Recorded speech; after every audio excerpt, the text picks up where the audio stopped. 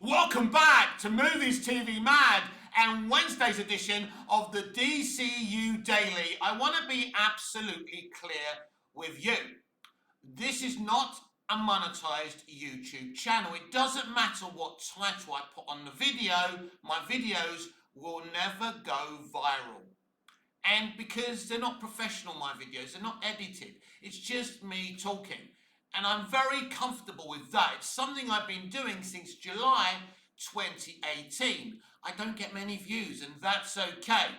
But I just want to say thank you to everyone who's been following me from the very beginning. But I also want to say thank you to the extra people that are coming into the videos now. I've gone from 50 to 100 views a day to 150, 200, 250, 300 views. So if you've stayed for the entire videos and you've supported the channel, whether you subscribe or like or just viewing, thank you very much. So we are going to stick with being a channel that speaks from its heart.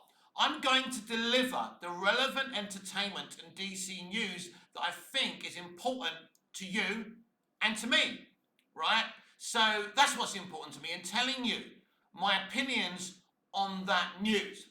So if you stay to the end of the video, I will read out a description of the first 30 minutes of Superman, because people are being allowed to see the first 30 minutes of this film.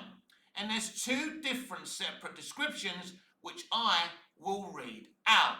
But first of all, I have this to say. James Gunn has said that the Warner Brothers logo won't be on the beginning of the movie because it's a DC Studios movie. Now, I don't like that. That triggers me. That pisses me off. And, people will say, well, what about Marvel movies? It just has the Marvel Studios logo, not the Disney logo. Here's the difference. Marvel Studios started off as an independent, little, small studio. It's a real studio that was bought by Disney. But as I keep on saying, DC Studios is not a real studio. It's the logo. There isn't a DC Studios building as far as I know. You can correct me if I'm wrong. Gunn has an office at Burbank, Warner Brothers, right? There is no real DC Studios. I believe that Warner Brothers have washed their hands off of this movie. Because it's interesting, isn't it? It is really interesting. I mean, because DC Studios isn't a real studio, the WB logo, should be on the top of this movie. Warner Brothers is a famous studio. The logo should be there. I remember the logo being there for every other previous Superman movie. At the end of each episode of Smallville, Lois and Clark, Superman and Lois. It's a proud tradition, and I think it's really, really disappointing. I'm not happy about that. Either Warner Brothers want no association with this movie, or it's part of Gunn's hubris and ego. He doesn't want the WB logo on there. He wants his own stamp, which is DC Studios. But let me tell you the problem with that, Mr. James Gunn. That means that if this movie is hated and despised and it flops, you're going to get the blame. Warner Brothers, with their logo not being on there, can say, do you know what? Gunn and Saffron had the whole thing. They were in charge of the whole thing. It was nothing to do with us. So it's not us that did this. We trusted him. And he let us down, and he let you down. That's the problem with that. His name is on the door. Now, a clever person would say, please put the WB logo on there. I don't want to take the responsibility of this shit alone. But because Gunn's got such a huge ego, he's not willing to do that. So I think that's a very, very huge problem as far as I'm concerned. I also want to talk about Hawkgirl. Now, if you remember Hawkgirl from the Justice League animated series, Justice League, in Justice League Unlimited. Actually, I prefer Justice League Unlimited to Justice League, but the Justice League original animated series was cool too. Hawk Girl was this tall, beautiful, intelligent, independent woman. When I see this Hawk Girl in James Gunn's Superman, I see someone who can barely walk in her costume. It's not the actress's fault, by the way. I'm not having a go at the actress.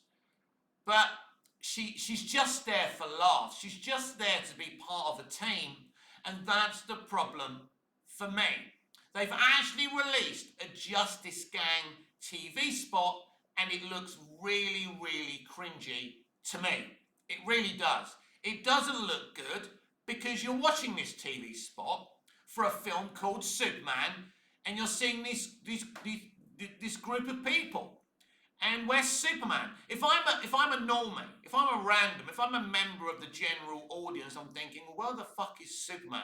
Isn't this supposed to be Superman's movie?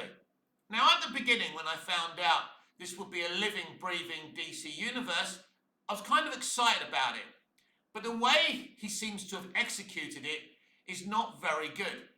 Every time I see Guy Gardner, aka Nathan Fillion, who I love, Nathan Fillion is a really good actor. I always get excited in seeing him in films and in the TV shows that he's done. But the thing is, he just looks so fucking cringe. That fucking nose has not translated well from comic to screen. And let me say something else. The costumes in this movie are terrible. Not just Superman's costume, although they've changed. That tells you everything. They've changed his costume. I don't know if that's the costume from the end of the movie or they've changed it for the entirety of the movie, but most of the costumes in this film are shit. I'm sorry to say that. And I don't blame the costume designers. It's Gunn who's decided to do this. It's like the characters he doesn't care about, aka Superman and a lot of the others, he's giving them a cringe look and shot them in an uncomfortable, ugly way. In fact, the only person who has a great comic book accurate costume, or you could say the costumes are comic book accurate, but Mr. Terrific's costume is peak. It's really, really good and I love the look. But I believe the only reason that Gunn has given Mr. Terrific a great costume, two reasons. One is he obviously prefers Mr. Terrific to the other DC metahumans in this movie, but also it's because Mr. Terrific is a black man and he would never give a black man a shitty costume. But when I look at Hawk Girl and she's played by a Latino actress, you could say that may be a little bit problematic that she's got a shitty costume that she can barely walk in. Watch the trailer of the Justice League game. Watch the TV spot. She can barely walk in that costume. The costumes are absolutely terrible. They've spent a lot of money on marketing, and thus far I haven't really enjoyed the marketing. I enjoyed the marketing, even going back to Superman 4, which is the marketing I remember as a young boy. I loved the marketing for Superman Returns.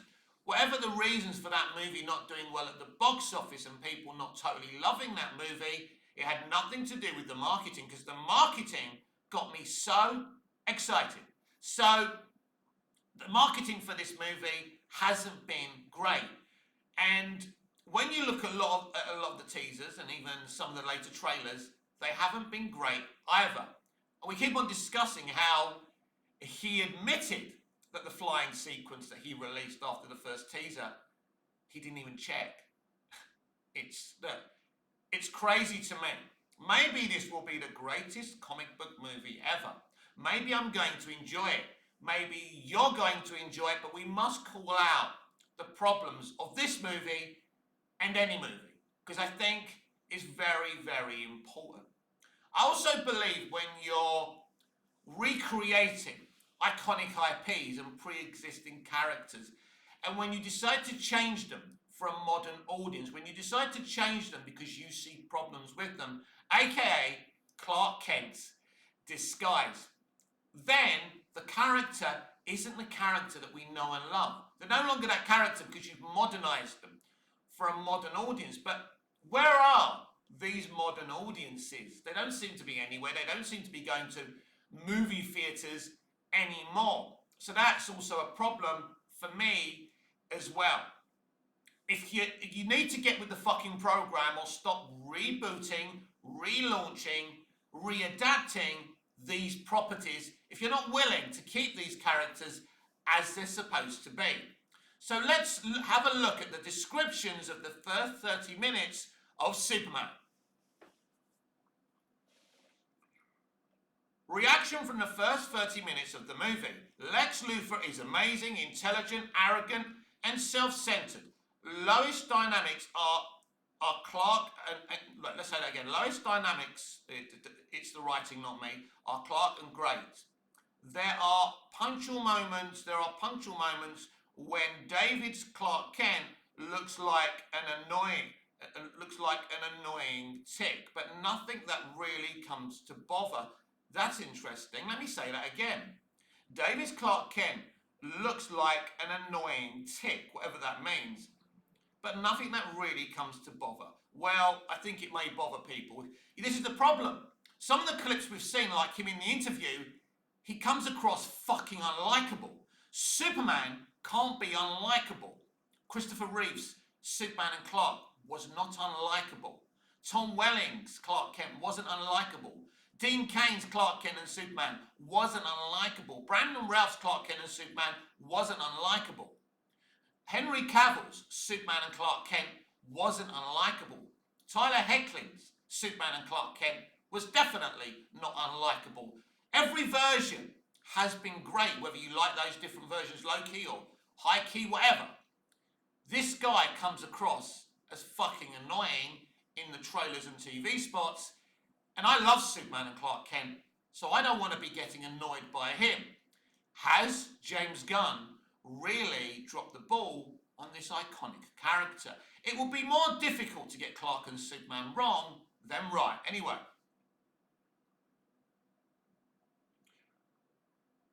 Something like a new version that shows how he's simplistic doesn't fit the way the world is. Lois is a big surprise. She's exactly what you see in the comics. Sharp, incisive, and determined in what she says. That reporter who is boring in a good way with the questions she asks.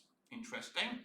The action scenes that appear are very good, but it looks like it's just the appetizer.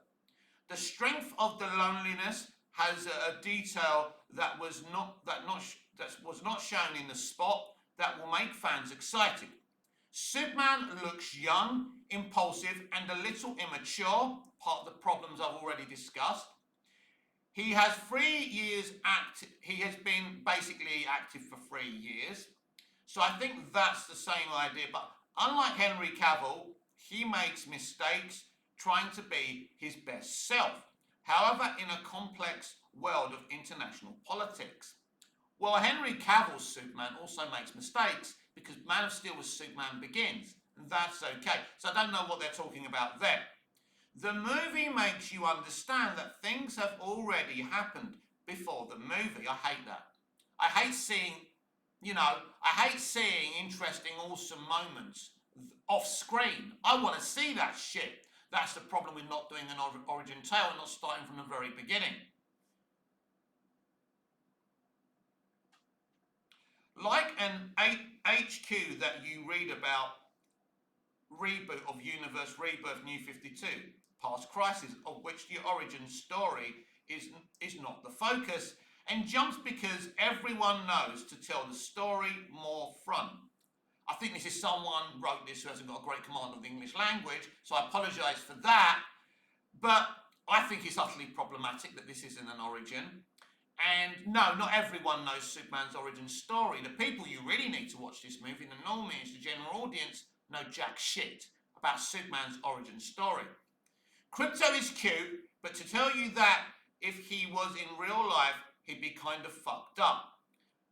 Little Bug has no limit and is attentive. I think that should change throughout the movie. We don't know if it's the first 30 minutes or 30 minutes of some part of the movie. Interesting. Now here's another one. Now there might be some repetitive elements of this, but there's some differences to that, so that's why I decided to read this to you. The Superman shown in the scenes is a young man with a strong sense of responsibility and concern for the people around him. There is a clear emphasis on his mission to do good, something that is seen as a legacy left by his biological parents when they sent him to Earth, to be a good man and help people. I also saw more scenes of the Fortress of Solitude and the surprises inside it. Lois Lane appears with a striking personality, determined, witty, and with a sharp sense of humour. In the scene shown, she provokes and challenges Superman. I think this could end up being very, very annoying to fans. Always showing that she knows exactly what she is doing. Another girl boss who's never wrong, but the man is, aka Clark and Superman. We spoke about that the other day. But this could be a test for their relationship, and it could be a test for the audience. Lex Luthor in turn emerges as a figure who mixes strategic intelligence with traces of madness. His creations and his henchmen emerge as a direct extension of his obsession with destroying Superman. The preview also featured a quick appearance by Krypto, the Superdog, as well as introducing Clark's adoptive parents, two farmers who show affection and great pride in their son, especially Ma Kent. Is that Ma Kent? Yeah, Ma Kent. Superman premieres on July the 8th. Right.